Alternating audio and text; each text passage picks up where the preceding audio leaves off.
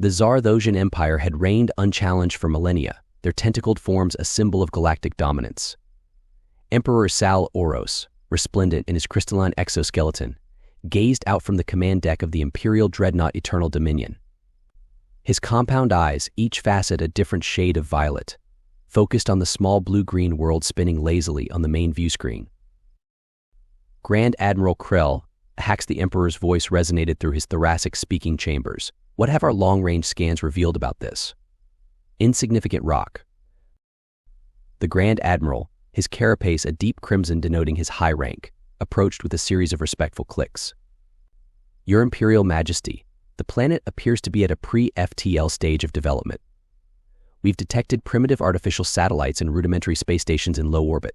The dominant species seems to be bipedal, carbon-based lifeforms. Emperor Sal Oros's mandibles twitched in amusement. How quaint. Prepare the invasion force. This world will make an excellent addition to our resource extraction network. As the Zar-Thosian dropships pierced Earth's atmosphere, humanity's dream of peaceful first contact shattered like glass. Energy weapons lanced from the sky, vaporizing military installations and population centers with terrifying efficiency. In the depths of the Pentagon, General Marcus Steele stared at the tactical displays with growing horror. Reports flooded in from around the globe, each more dire than the last. Sir, a young lieutenant called out, his voice cracking. New York, London, and Beijing have gone dark. Our conventional forces are being decimated. Steele's jaw clenched. What about our nuclear deterrent? Useless, Sir, replied Colonel Sarah Hawthorne, her face ashen. They're intercepting our missiles like they're swatting flies. The general's fist slammed onto the table. Damn it, we can't just roll over and die. There has to be something we can do. A quiet voice spoke up from the back of the room. Perhaps there is, General. All eyes turned to Dr. Elias Chen, a brilliant xenotechnologist who had been called in to consult on the alien threat. We can't match their technology head-on, Chen continued, his eyes gleaming with a dangerous idea, but we might be able to use it against them. If we can capture their weapons, reverse engineer them, we could turn the tables. Steele leaned forward, a glimmer of hope in his eyes. How do you propose we do that, Doctor? We can barely get close to them. A grim smile crossed Chen's face. The same way humans have always faced superior forces, General. Guerrilla warfare. We go underground, we strike fast, and we disappear before they can retaliate. General Steele stood, his decision made. Do it. I'll assemble our best special forces units for this task. Doctor. Chen, you'll have whatever resources you need. He looked around the room, his voice filled with grim determination. Ladies and gentlemen, as of this moment, we are at war. And may God have mercy on our souls, because I doubt the Zar-Thosians will. 6 months into the Zar-Thosian occupation, Sub-Commander Zexa Hal stood before the holo display in his command center, his expression a mixture of frustration and bewilderment. The map of North America was littered with red markers, each representing another inexplicable attack on Zar-Thosian forces. Explain this to me again, he chittered angrily at his subordinate, Lieutenant Kraz Orr. How did we lose an entire supply convoy in the region they call Colorado? Kraz Orr's antennae twitched nervously. The reports are confusing, sir. One moment, the convoy was proceeding as planned. The next, the road itself seemed to disappear. When our troops investigated, they were ambushed by invisible assailants. We lost 30 warriors and all the supplies. Zex Hal's mandibles clacked in irritation. Invisible assailants? Disappearing roads? Have you ingested hallucinogenic spores, Lieutenant? And no, Sir Kraz Orr stammered. But it's not just Colorado. We've had reports of similar incidents across this continent. In the Pacific Northwest, our patrols are being picked off by what survivors describe as trees coming to life in the Everglades. Entire squads have vanished without a trace. The sub-commander's compound eyes narrowed. These primitive humans couldn't possibly have developed cloaking technology or animate plant life. There must be a logical explanation. At that moment, an alarm blared through the command center. Zex Hal whirled around to see the holo display flashing red. What now? A panicked technician called out, Sir, we've lost contact with our primary energy collection facility in the region designated Texas. Hal's exoskeleton paled. Impossible. That facility was guarded by our most advanced defensive systems. As reports flooded in, the true scale of the attack became clear. Somehow, the humans had not only infiltrated the heavily fortified facility, but had also managed to sabotage the main reactor. The resulting explosion had taken out half the Zardotian forces in the region. Unknown to Hal, deep in an underground bunker beneath the Rocky Mountains, Dr. Chen and his team were celebrating their most significant victory yet. The reverse-engineered cloaking devices worked perfectly, Chen exclaimed, his eyes alight with triumph. And the EMP charges we developed from their own energy weapons? Flawless execution. General Steele nodded grimly. Excellent work, Doctor. But this is just the beginning. We've bloodied their nose, but the real fight is yet to come. As news of the attack spread among the human resistance, a spark of hope began to ignite. For the first time since the invasion, humanity had scored a significant victory against their alien oppressors. The Phantom Insurgency, as it came to be known, was just getting started. 2 years into the occupation, the Zardotian Empire found itself in an unprecedented situation.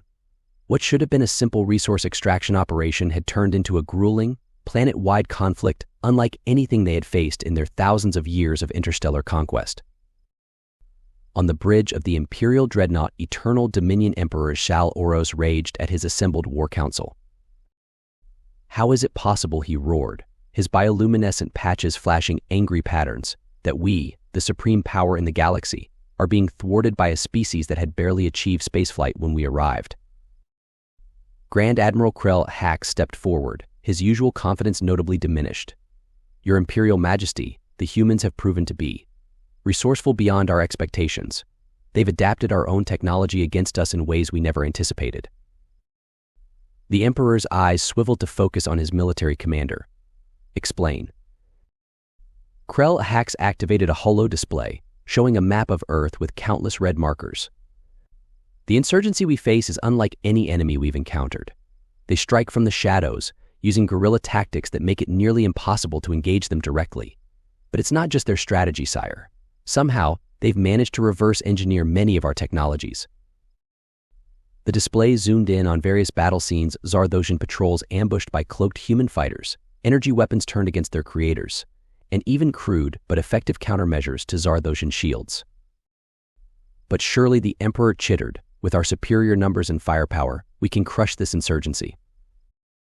A new voice spoke up, causing all eyes to turn. It was Hal, recently promoted to commander for his efforts in North America. Your Majesty, if I may. Our superior firepower is precisely the problem. The humans are using our own strength against us. Shal Oros's antennae twitched with interest. Elaborate, Commander. Hal stepped up to the holo display. The humans have developed a doctrine they call phantom warfare. They provoke us into using our most powerful weapons, then use the destruction as cover to strike and disappear. Entire human cities have been sacrificed to lure our forces into ambushes. The Emperor's mandibles clicked thoughtfully. Fascinating. They willingly destroy their own infrastructure to gain a tactical advantage. Such behavior is alien to us. Grand Admiral Krell Hax interjected, It's not just on Earth, Your Majesty. We've received reports of similar insurgent tactics on our colonies in the Proxima and Tau Ceti systems. Somehow, the humans have spread their insurrection to the stars. This news sent a ripple of shock through the assembled Zardotian leaders. Emperor Shal Oros's exoskeleton paled noticeably. How is this possible? Their world is under our control. Commander Hal cleared his throat nervously. We believe they may have captured several of our smaller vessels, Your Majesty. Intelligence suggests they've been using them to spread their insurgency to our outlying colonies. The Emperor's rage was palpable, his bioluminescent patches pulsing with angry red light. This is unacceptable. I want this human insurgency crushed, no matter the cost. Increase our forces tenfold if necessary. Raise their cities to ash. I want examples made. As the War Council dispersed to carry out the Emperor's orders, none of them noticed the small, cloaked probe hovering silently in the corner of the room, transmitting every word back to Earth. In the depths of the Pentagon, now a sprawling underground complex, General Steele and Dr. Chen listened to the Emperor's tirade with grim satisfaction. "It's working," Steele said, a wolfish grin spreading across his face. "They're off balance, making mistakes." Chen nodded, his eyes never leaving the complex equations scrolling across his tablet. "Indeed, but the real test is yet to come. Are operatives in position on Proxima B and Tau Ceti E?" Steele checked his tactical display. "Affirmative. Strike teams Alpha through Delta are green across the board. They're ready to hit the Tsar-Thosian shipyards on your mark." Chen's fingers flew across his tablet, making final adjustments to the plan they'd spent months perfecting. Transmit the go code. It's time to show the Tsar-Thosians that humanity's reach extends far beyond Earth. As the orders went out, strike teams light years from Earth prepared to unleash chaos on a galactic scale. The Phantom Insurgency was about to become the Phantom Inferno. The next 6 months saw an escalation of the conflict beyond anything either side had anticipated. The Tsar-Thosian Empire, stung by the audacity of the human insurgency, unleashed the full might of their war machine. Entire continents on Earth were reduced to irradiated wastelands as the aliens sought to stamp out any hint of resistance. But for every city they destroyed, for every human stronghold they uncovered, 2 more seemed to spring up in its place. The Phantom Insurgency had become a hydra, impossible to destroy and growing stronger with each Tsar-Thosian attack. On Proxima B, the first exoplanet colonized by the Tsar-Thosians, Subcommander Vex Ara stood amidst the ruins of what had once been the planet's primary shipyard. The smoking husks of half-constructed warships littered the landscape, a testament to the devastating effectiveness of the human strike. How he chittered to no one in particular, his antennae drooping in despair. How did they penetrate our defenses so easily? A junior officer approached cautiously. "Sir, we've completed our preliminary analysis of the attack. It appears the humans used our own automated defense systems against us. They somehow fed false data into the network, causing our weapons to target our own ships and facilities." Vex Ara's compound eyes widened in shock. "Impossible. The encryption on those systems is unbreakable." The junior officer's carapace paled slightly. "That's not all, sir. We found this in the wreckage of the command center." He held out a small device, no larger than a Tsar-Thosian thumb. Vex Ara took it, examining it closely. With a start, he realized it was a modified version of their own quantum communication technology. "They've been listening to everything we say," he whispered, the full implications dawning on him. "Every transmission, every order. They know our every move before we make it." As similar reports flooded in from Tau Ceti E and other Tsar-Thosian holdings, the Empire found itself facing a threat unlike any in its long history. The humans, supposedly primitive and easily conquered, had turned the vast interstellar realm of the Tsar-Thosians into a battlefield where shadows lurked around every corner. Back on Earth, in the war room deep beneath the Rocky Mountains, General Steele and Dr. Chen pored over the latest intelligence reports. "The Tsar-Thosians are getting desperate," Steele noted, pointing to a series of frantic communications they'd intercepted. "They're pulling forces from all over the galaxy to reinforce Earth and their core worlds." Chen nodded, a grim smile on his face. "Good. The more they concentrate their forces, the more vulnerable they become to our hit and run tactics. But we can't let up the pressure. What's the status of Operation Phantom Blade?" Steele pulled up a new set of holo displays. "Our deep cover agents on Zarthon Prime are in position. They're ready to strike at the heart of the Empire itself." Chen's eyes gleamed with a mixture of anticipation and concern. "Excellent. But remember, this is our most crucial operation yet. If we fail—" "We won't fail," Steele interrupted, his voice filled with steel. "Humanity has come too far, sacrificed too much. It's time to show these alien bastards that they picked the wrong species to mess with." As the 2 leaders finalized the details of their most audacious plan yet, neither of them could have predicted the chaos that was about to engulf the Tsar-Thosian Empire. The final act of the Phantom Insurgency was about to begin, and the galaxy would never be the same.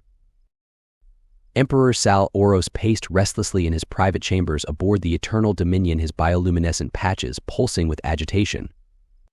The latest reports from across the Empire painted a grim picture: shipyards destroyed, supply lines disrupted, and entire fleets ambushed by an enemy that seemed to materialize out of nowhere. How he chittered to himself. How are these primitives outmaneuvering us at every turn? A chime at his door interrupted his brooding. "Enter," he commanded. Grand Admiral Krell Hax stepped into the room, his usual confident demeanor noticeably subdued. "Your Imperial Majesty, I bring urgent news." Shal Oros's antennae twitched with irritation. More disasters? More humiliations at the hands of these humans. Krell Hax's carapace paled slightly. "Worse, sire, we've uncovered evidence of collaboration within our own ranks." The Emperor froze, his compound eyes focusing intently on his military commander. "Explain, now." The Grand Admiral activated a holo display, showing intercepted communications and suspicious troop movements. "It appears that some of our own commanders may be feeding information to the human resistance. The patterns of their attacks, their uncanny ability to predict our movements. It all points to high-level intelligence leaks." Emperor Sal Oros's mind reeled at the implications. Treachery? In his own empire? The very notion was inconceivable. And yet, it would explain so much. "Who?" he demanded, his voice low and dangerous. "Who are the traitors?" Krell Hax hesitated. We're not certain, Your Majesty. The evidence is circumstantial, but it suggests the involvement of high-ranking officials across multiple sectors. The Emperor's compound eyes narrowed, his mind racing. If he couldn't trust his own commanders, who could he trust? A cold, terrible resolve settled over him. "Initiate Protocol Omega," he said, his voice barely above a whisper. Krell Hax's antennae shot up in alarm. "Sire, but that would mean—" "I know what it means," Sal Oros snapped. "Every sector governor, fleet admiral, and high-ranking official is to be placed under immediate arrest. Anyone who resists is to be executed on the spot. We will root out this corruption, even if we have to tear the Empire apart to do it." As the Grand Admiral hurried to carry out the Emperor's orders, Zaxel Oros turned back to the viewport, staring out at the stars. He didn't notice the small, cloaked human drone hovering silently in the corner of his chambers, transmitting every word back to Earth. In the following days, the Tsar-Thosian Empire descended into chaos. Loyal servants of the Empire found themselves arrested or executed without trial. Entire fleets turned on each other, unsure who to trust. The machinery of the vast interstellar empire ground to a halt as paranoia and suspicion spread like wildfire. On Earth, General Steele and Dr. Chen watched the unfolding chaos with a mixture of awe and grim satisfaction. "I can't believe it worked," Steele muttered, shaking his head in disbelief. Operation Phantom Blade was a long shot at best, but this... Chen nodded, his eyes never leaving the streams of data flowing across his screens. "The beauty of it is in its simplicity.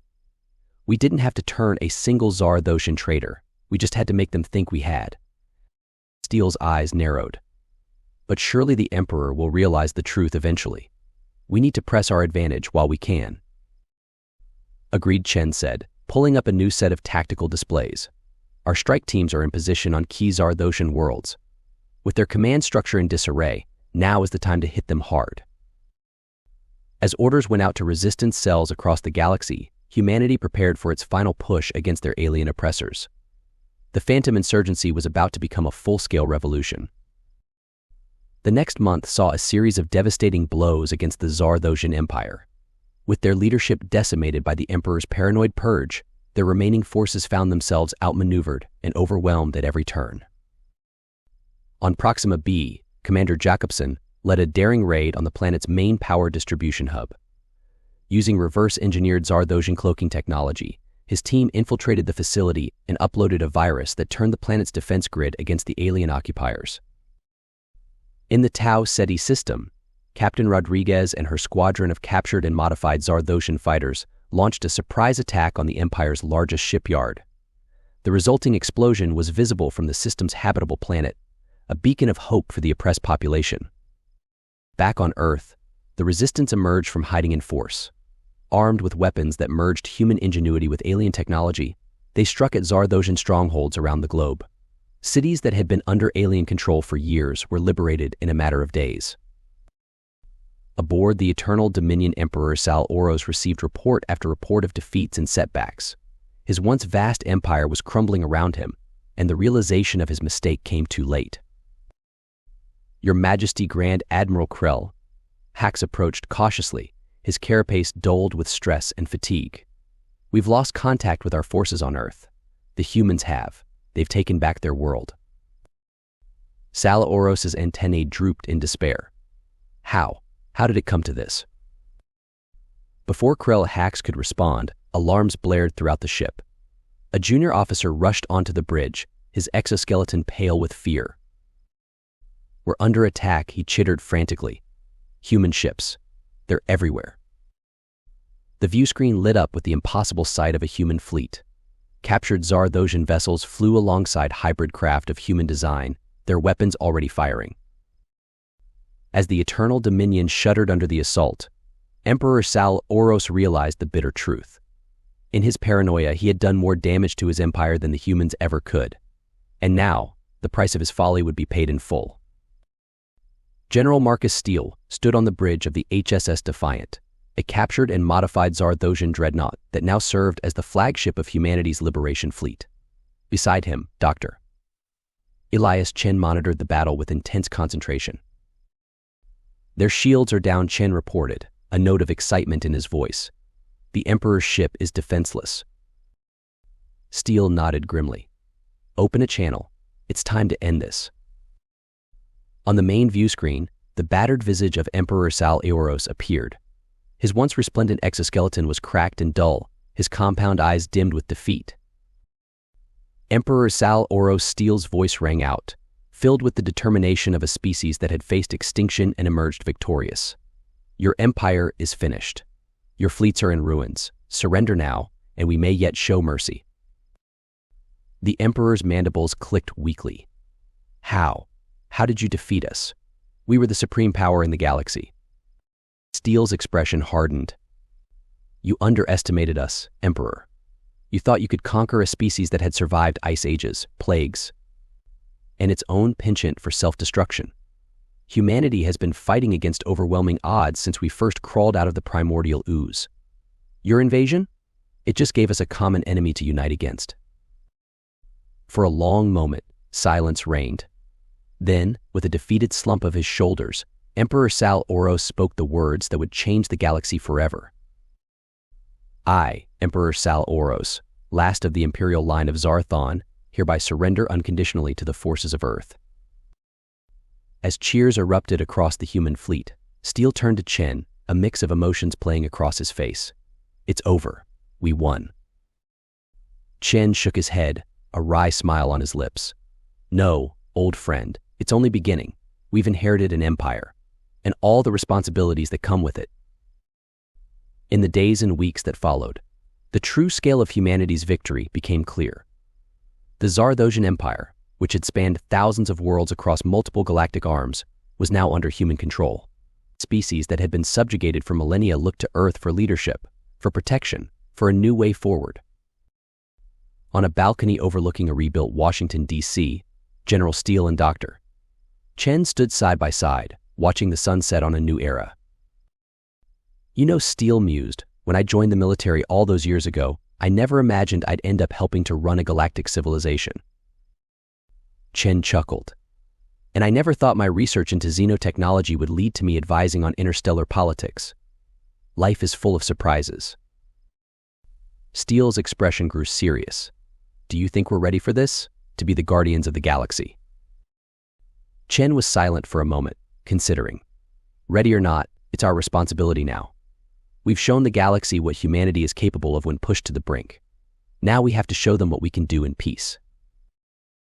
As the last rays of sunlight painted the sky in brilliant hues, the two architects of humanity's victory contemplated the challenges that lay ahead. The Phantom Insurgency had become the stuff of legend, a testament to human ingenuity and determination. But the real work was just beginning. Across the galaxy, on thousands of worlds, beings of all species looked up at unfamiliar skies and wondered what this new human-led era would bring. For the first time in living memory, there was hope for a future free from the yoke of imperial oppression. And on Earth, a planet that had faced annihilation and emerged victorious, humanity stood ready to take its place among the stars. They had fought for their survival, and in doing so, had inherited a galaxy. The future was uncertain, but one thing was clear: humanity's phantom rebellion had changed the course of galactic history forever. As night fell on Washington, Steele and Chen turned to head back inside. There was work to be done, a galaxy to rebuild, and a future to shape. The age of the phantom insurgency was over. The age of Pax Humana had begun.